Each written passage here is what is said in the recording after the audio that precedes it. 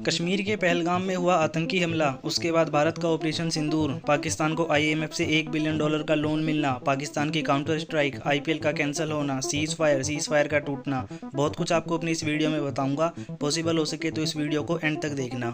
22 अप्रैल को क्या हुआ, कश्मीर के पहलगाम में एक आतंकी हमला हुआ जिसमें 4 आतंकवादियों ने, जिनकी ट्रेनिंग पूरी तरीके से पाकिस्तान में हुई थी, कुछ लोगों को रिलीजन के बेस पे मार दिया। क्योंकि पाकिस्तान भारत से कभी भी अकेले की लड़ाई में नहीं जीत पाया और ना ही जीत सकता है, यही वजह है कि वो इन आतंकवादियों का सहारा लेता है। पहले भी पाकिस्तान ने कई बार ऐसे आतंकवादी हमले किए हैं, उरी में, इसके अलावा पठानकोट में, और हर बार भारत ने मुंह तोड़ जवाब दिया है। कभी हमारी आर्मी पीओके में चली जाती थी, कभी हमने एयर स्ट्राइक करी थी, लेकिन इस बार जो बात है ना वो अलग थी। इस बार पाकिस्तान पहले से ही प्रिपेयर था और ऊपर से इंडिया ने अपने देश में पहले से ही मॉक ड्रिल के लिए डेट्स और टाइमिंग डिक्लेयर की हुई थी, तो पाकिस्तान को ये पता था जो भी कुछ होगा इसके आसपास में ही होगा।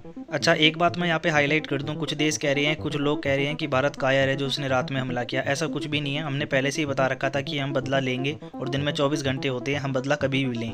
रात की टाइमिंग इसलिए चूज करी थी क्योंकि सिविलियंस अपने घर से बाहर कम ही निकलते हैं, इसलिए नुकसान होने का खतरा भी कम से कम ही रहेगा। ये पाकिस्तान है जो दिन दहाड़े, दिन के उजाले में स्कूलों पर हमला करता है कश्मीर में। लेकिन भारत पाकिस्तान से बहुत अलग है, हम न्यूक्लियर पावर्ड कंट्री तो हैं ही, साथ में बहुत रिस्पॉन्सिबल भी हैं। यही वजह है कि भारत ने पाकिस्तान में सिविलियंस को नहीं, टेररिस्ट कैंप को टारगेट किया। रॉ और आईबी के बेस पे हमें जो भी इंटर मिला था कि पाकिस्तान में यहाँ पर टेररिस्ट हैं, हमने उन्हीं जगहों को टारगेट किया। लेकिन इस बार भारत ने अपनी ही धरती से पाकिस्तान को टारगेट किया, और सिर्फ पीओके को ही टारगेट नहीं किया बल्कि मेनलैंड पाकिस्तान को भी टारगेट किया। इंडियन आर्मी ने एयरफोर्स के साथ मिलकर और नेवी के साथ मिलकर एक जॉइंट ऑपरेशन चलाया और ऑपरेशन का नाम रखा ऑपरेशन सिंदूर, जिसमें हमने पाकिस्तान की 9 साइट को टारगेट किया और ये सभी साइट टेररिस्ट डेडिकेटेड थी।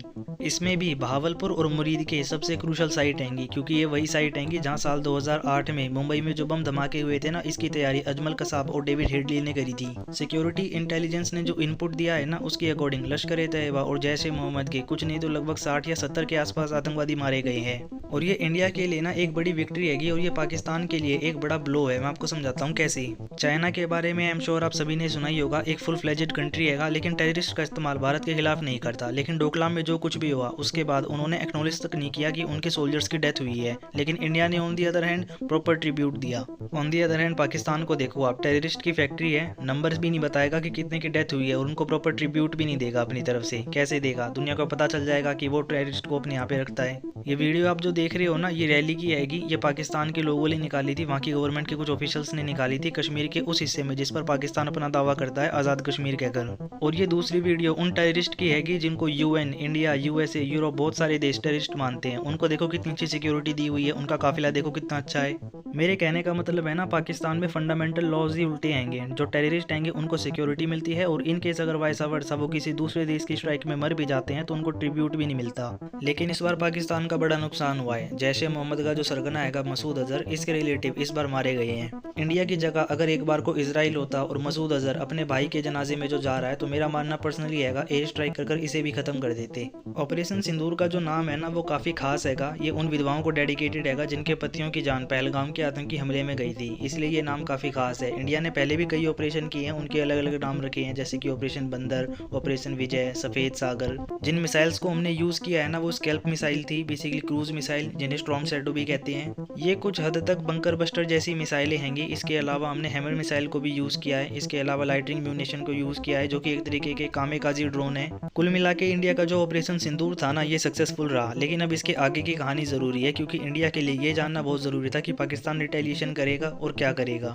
जैसा कि मैंने पहले भी कहा है, 1v1 बैटल में पाकिस्तान भारत को कभी नहीं हरा पाया और ना ही आगे हरा पाएगा, ऐसा मुझे दूर दूर तक फिलहाल के लिए लग रहा है। तो पाकिस्तान ने वही किया जो वो हमेशा से करता है, एलओसी के पास गोलेबारी तेज कर दी और सिविलियंस को टारगेट करना शुरू कर दिया। लेकिन इतने से पाकिस्तान अपने देश के लोगों को खुश नहीं कर पा रहा था, क्योंकि वो वीडियो सोशल मीडिया पर वायरल हो गई थी जहां पर भारत ने हमले किए थे। इसीलिए पाकिस्तान ने 3 फेजेस में ड्रोनों की बारिश करी भारत की तरफ, लेकिन उनमें से एक भी भारत को हिट नहीं कर पाया, क्योंकि भारत का एयर मिसाइल डिफेंस सिस्टम काफी एक्टिव था और हमने वो सभी ड्रोन नल कर दिए।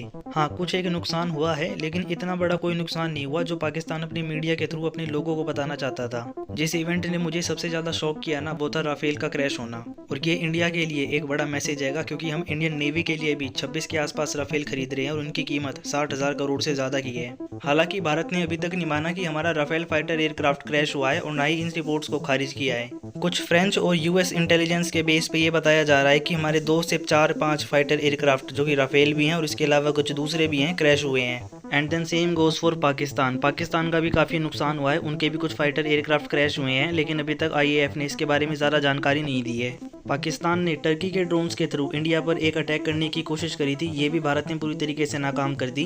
पाकिस्तान ने यह भी नैरेटिव बिल्ड किया कि उसने पंजाब में S-400 मिसाइल डिफेंस सिस्टम की एक बैटरी को पूरी तरीके से तबाह कर दिया, हालांकि ये खबर झूठी है। भारत ने साल 2018 में रशिया से 5 S-400 मिसाइल डिफेंस सिस्टम की बैटरी खरीदी थी, 3 की डिलीवरी हो गई है, 2 की होनी अभी बाकी है। इस सब के बाद भारत रशिया पर दबाव बनाएगा, भले ही आपकी यूक्रेन के साथ वॉर चल रही है, लेकिन आप हमारी डिलीवरी टाइम पर कर दो। लेकिन इस सब में चाइनीज फाइटर एयरक्राफ्ट J-10 की काफ़ी तारीफ हो रही है। कंपनी के शेयर भी काफ़ी ऊपर उठ गए जब से ये खबर चल रही है कि उसने राफेल को हरा दिया। देखिए, अगर इन केस ऐसा है भी ना, तो हमें आने वाले समय में अपने जो भी फाइटर एयरक्राफ्ट खरीदने हैं उनको लेकर काफ़ी ध्यान रखना होगा। S-400 मिसाइल डिफेंस सिस्टम एक डिफेंसिव सिस्टम है जो कि अच्छा काम कर रहा है, लेकिन हमें अटैक के लिए एक अच्छा फाइटर एयरक्राफ्ट चाहिए जो कि कम से कम चाइनीज एयरक्राफ्ट को टक्कर दे सके। मैंने चाइनीज एयरक्राफ्ट इसलिए कहा क्योंकि पाकिस्तान ऐसा कुछ भी प्रोड्यूस नहीं करने वाला। ये चाइना है जो इंडिया को काउंटर करने के लिए पाकिस्तान को ऐसे फाइटर एयरक्राफ्ट दे रहा है ताकि 2 फ्रंट वॉर का खतरा भारत पर बना रहे। पाकिस्तान ने भारत के खिलाफ जो अपना ऑपरेशन लॉन्च किया था, जिसका नाम रखा था बुनियान उन मरसूस, इसमें ना के बराबर ही भारत को कुछ नुकसान हुआ है। एक बार को हमें अपनी कुछ कमर्शियल फ्लाइट कैंसिल करनी पड़ गई थी, कुछ एयरपोर्ट्स को गवर्नमेंट ने अपने कंट्रोल में ले लिया था और आर्मी को दे दिया था, और एक बार को IPL को भी कुछ समय के लिए सस्पेंड कर दिया। अपार्ट फ्रॉम इसके कुछ स्कूल कॉलेजेस को बंद किया, एग्जाम पोस्टपोन्ड किए, लेकिन ज़्यादा कुछ बड़ा भारत को नुकसान नहीं हुआ। पाकिस्तान ने एक बार को सोचा होगा अगर IPL कैंसिल हो जाता है तो ये सबसे अच्छा रहेगा, क्योंकि इंडिया की सबसे बड़ी फ्रेंचाइजी गेम है। अगर ये कैंसिल हो जाती है तो भारत को ना सिर्फ बड़ा नुकसान होता और पाकिस्तान को बड़ा फायदा होता, क्योंकि जो पाकिस्तान का PKL है वो तो गोकुल धाम के GPL से भी कम फेमस है। हालांकि जहाँ तक मेरी ऑब्जर्वेशन है, IPL कैंसिल नहीं होगा, मैचेस पहले की तरह होंगे। एक बार को थोड़ा ये हो सकता है कि जो नॉर्थ के स्टेट हैं इन स्टेडियम में जो मैच है ना करवाए जाए। रहा सवाल सीज फायर का, तो भारत ने प्रीएम्प्टिव स्ट्राइक कर भारत को पहले से ही फ्रंट फुट पे कर दिया था और पाकिस्तान को बैक फुट पर, और US ने सीज फायर करवाया है ऐसा कहना जल्दबाजी होगी, क्योंकि पहली कॉल पाकिस्तान की तरफ से आई थी। US ने बस मीडिएटर का रोल प्ले किया था, और जब तक सीज फायर होता तब तक इंडिया का ऑपरेशन सिंदूर पूरी तरीके से कंप्लीट हो चुका था। और ट्रंप के लिए ये एक अच्छी विक्ट्री है, क्योंकि रशिया यूक्रेन की वॉर, इजराइल हमास की वॉर वो पहले से नहीं रुकवा पाए। ऐसे में एक नई वॉर जो शुरू होने वाली है, अगर उसको वो शुरू होने से पहले ही रोक देते हैं तो ये ट्रंप की छवि के लिए बहुत अच्छा है। एक तरफ यहाँ पाकिस्तान के पास पैसे नहीं है, दूसरी तरफ IMF ने $2.4 बिलियन की ग्रांट दी है। क्लाइमेट चेंज और दूसरे इश्यूज को ध्यान में रखते हुए ये ग्रांट दी है। इंडिया ने इसको स्ट्रांगली कंडेम किया है। ग्रांट और लोन के लिए जो IMF की वोटिंग होती है ना, इसका प्रोसेस भी बहुत खराब है। UN में तो आप कम से कम नो में वोट कर सकते हो, IMF में अगर आपको वोटिंग करनी है ना, तो आपको या तो यस में वोट करना पड़ेगा या फिर आपको एब्सटेन करना पड़ेगा। भारत ने इस केस में एब्सटेन किया। भारत का कहना है कि पाकिस्तान का ट्रैक रिकॉर्ड काफी पुअर रहेगा और इस पैसे का इस्तेमाल वो आतंकवाद को बढ़ावा देने के लिए नहीं करेगा, ऐसा कहना बहुत मुश्किल है। पाकिस्तान पर ऐसा कई बार आरोप लगता है, वो ऐसे ग्रांट और लोन के पैसे को दूसरी जगहों पर खर्च करता है। अभी तक पाकिस्तान अपने देश से पोलियो को भी इरेडिकेट नहीं कर पाया। नाउ इस एक कॉन्फ्लिक्ट से ना भारत का एक फायदा हो गया, हमने दुनिया को ये बता दिया कि वॉर के लिए जो हमारी डेफिनेशन है ना वो बहुत बड़ी है, और इसमें टेररिस्ट के जो हमले होते हैं हम उसे भी काउंट करते हैं, और ज़रूरत आन पड़ी ना तो POK में ही नहीं बल्कि हम मेनलैंड पाकिस्तान पर भी हमला करने की हिम्मत रखते हैं। लेकिन साथ ही में भारत को ये भी ध्यान रखना होगा कि हमारी वेपनरी ने कैसा परफॉर्म किया। आने वाले समय में हम आगे चल के जो भी डील करने वाले हैं उसमें हमारा ये ट्रैक रिकॉर्ड काउंट किया जाएगा। 21st सेंचुरी में वॉर की कैटेगरी बदल चुकी है, अब इसमें टेररिज्म भी आता है, इसके अलावा साइबर वॉरफेयर भी आते हैं। पाकिस्तान से हम इन दोनों ही फ्रंट पे आगे हैं, लेकिन चाइना से हम पीछे हैं। नाउ हमें इस बात का ध्यान रखना है कि हमारी पहली टक्कर, पहला कंपटीशन चाइना है, पाकिस्तान दूसरे नंबर पर है। पाकिस्तान के साथ हमें 3 ही पॉलिसीज रखनी है। सबसे पहले उसको इंटरनेशनली आइसोलेट करना है, दूसरे नंबर पर हमारा POK होना चाहिए, और तीसरे नंबर पर बलूचिस्तान। फिलहाल के लिए ये है इस वीडियो का end. See you in next one, till then have fun.